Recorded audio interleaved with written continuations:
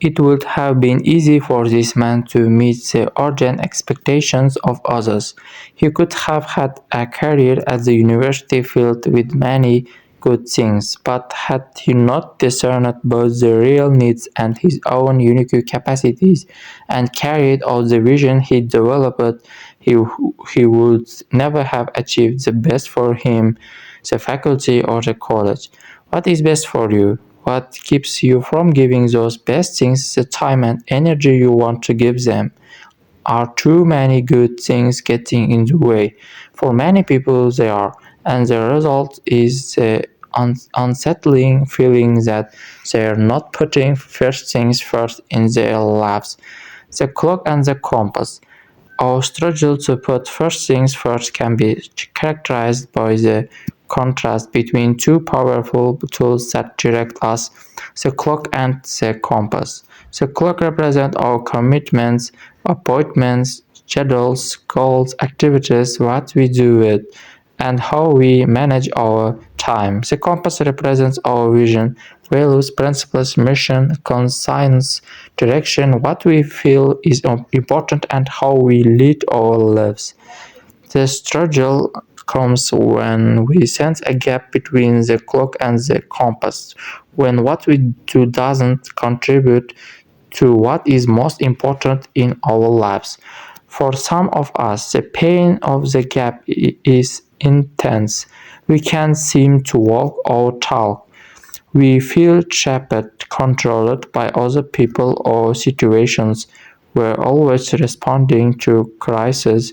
We're constantly caught up in the thick of the things, putting out fires and never making time to do what we know would make a difference. We feel as though our lives are being lived for us. For others of us, the pain is a vague discomfort. We just can't get what we feel we should do, what we want to do, and what we actually should do all together. We're caught in dilemmas. We feel so guilty over what we're not doing. We can't enjoy what we do. Some of us feel empty. We define happiness solely in terms of professional or financial achievement, and we find that our success did not bring us the satisfaction we thought it would. We've painstakingly climbed the ladder of success rung by rung, the diploma, the late nights, the promotions, only to discover as we reach the top rung that the ladder is leaning against the wrong wall. Absorbed in the ascent, we've left a trail of shattered relationships or missed moments of deep, rich living in the wake of the intense, overfocused effort. In our race up the ranks, we simply did not take the time to do what really mattered most. Others of us feel disoriented or confused. We have no real sense of what first things are. We move from one activity to another on automatic.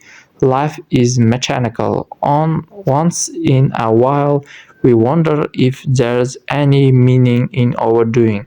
Some of us know we're out of balance, but we don't have confidence in other alternatives, or we feel the cost of change is too high, or we're afraid to try. It's easier to just live with the imbalance. Wake up calls. We may be brought to an awareness of this gap in a dramatic way.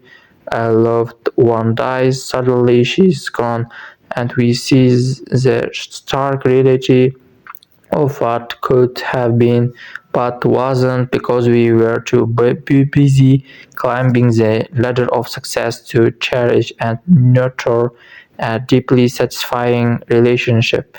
We may find out our teenage son is on drugs.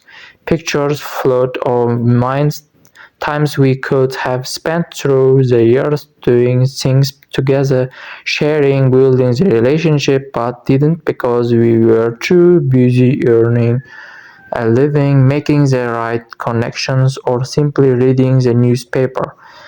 The company's downsizing and our jobs on that line, or our doctor tells us we have just a few months to live, or our marriage is threatened by divorce. Some crisis brings us to an awareness that what we are doing with our time and what we feel is deeply important don't match.